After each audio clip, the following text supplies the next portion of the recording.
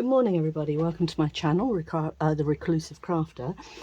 Today we're going to be taking you through how to put together a junk journal cover. Today I'm working with just a box that some water filters came in, and we're going to turn this into the cover of a junk journal. So if you stay with me, we'll take you through that from start to finish. So the first thing you need to do is to take your box apart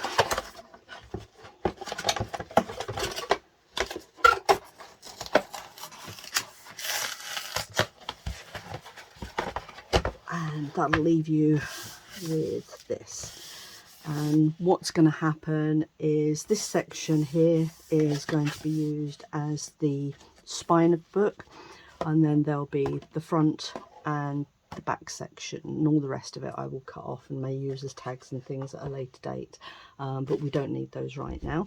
So I shall start by cutting off the bits that we don't need and dividing the bits that we do. So I hope you're all having a good day today. If you haven't visited my channel before, if you could give me a like and subscribe, that would be awesome, and hopefully you'll get something from the video. So we're just going to cut this off from here, and I'm using just an ordinary crafter's knife and a good sturdy metal ruler to pull the blade against. So like I say, all we're doing at the moment is just taking off these bits here. You'll have to excuse me if I go a bit quiet from time to time. Talking and doing I'm not great with. I'm not a great multitasker.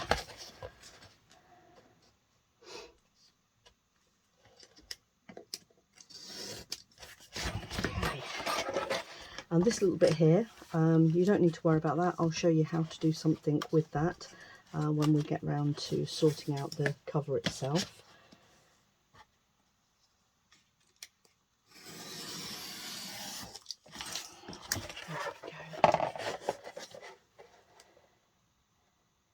And you need to make sure that your knives are always sharp when you're doing this. It does make it a lot easier to pull through thick card. You can use lots of other things for your journal as well. You can actually buy cardstock. Chipboard is a good thing for journals. But I always find that these heavy duty boxes are absolutely ideal. And saves you money because it means that you don't have to buy the chipboard.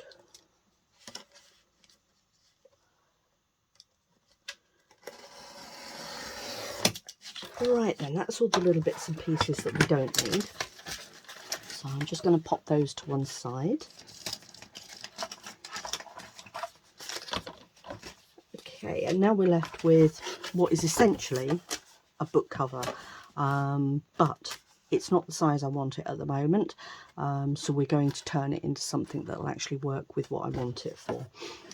So the book cover that I'm doing at the moment will be effectively for an A4 size bit of paper, and it will be folded in two like so, and then that will effectively be the size of the book that I want. So as you can see here, if I butt that up against the spine, then that's much larger than I actually need, and the spine's probably a little bit on the thick side as well.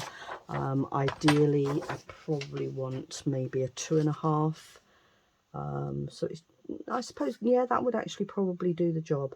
So 2.5 inches for a spine is ideal, but I'm just going to separate these out, which you might find a little bit odd, but there is a method to my madness. If we were to use this journal like this, what you would actually find is that would actually get quite stiff by the time you've added all your papers and your bits and pieces to it, and your signatures as well, and I'll come on to signatures in a later video. So that would actually start getting quite stiff. So what I'm going to do is I'm going to separate the spine out, and then I'm going to attach the spine with a cloth tape, and that's something I learned from watching Scrimpy Mummy. If you haven't watched any of her videos, pop over to her channel and take a look. She does some absolutely awesome stuff.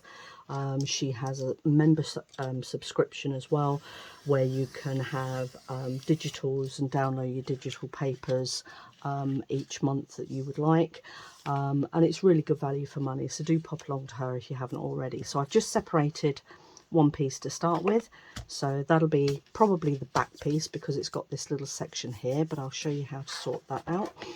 And then we're going to cut off the what will be the spine, and so that's the spine cut off. Okay, and that's quite a good little sturdy spine. And the journal that I'm going to be putting together is actually going to be an invisible seam for the signatures. So I'm sure you've seen journals where they have holes in and then the strings come out the back. So the journal that I'm making, you won't actually be able to see the strings at the back because they'll be encased in this section here. So that's effectively now what we would need to put our cover together. But what I need to do is, first of all, I need to make sure that it's the height that I need, and this it's actually probably a really good height because we've got a little bit of overlap here, and you usually allow about 1/4 to 1/8 of an inch, or even, yeah, that's just over, it's about 1 centimetre, which is ideal, an ideal width for the outside. So the height of this particular box is almost perfect. What I am going to do is I'm just going to measure up what is effectively half a page, bearing in mind that that's going to be your spine there, and you're going to want your signature to butt up against it. So if I just take a little pencil here, and I can do as much marking as I like on this particular card at the moment because it's all going to get covered up. So allowing for a little bit of a gusset there. You're probably going to need around about that, but I'm just going to measure that out. So that's actually 14.7 centimetres. For those of you still in inches, it's 5 3/4 there or thereabouts. I'm going to take that to about 16 inches, which is about 16 centimetres, which is about 6 1/4. So I'm going to take that to about there. So that's 16 centimetres. And just taking it up to there, 16 centimetres. So again, it's just over, it's the one notch over 6 1/4 inches. Okay, and then I'm just going to draw that line down there so that I know where I'm cutting.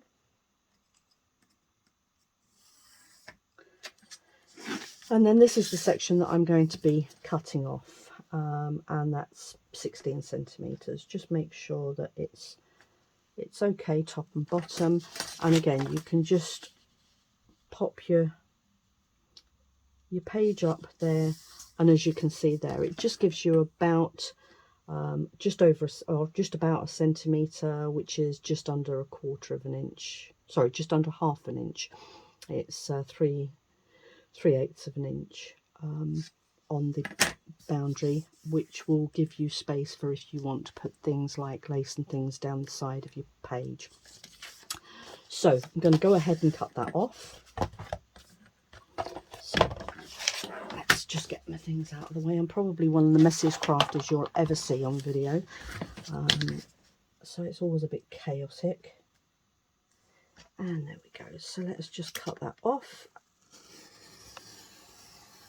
Nice little bit of pressure, and it comes off first time, which is lovely.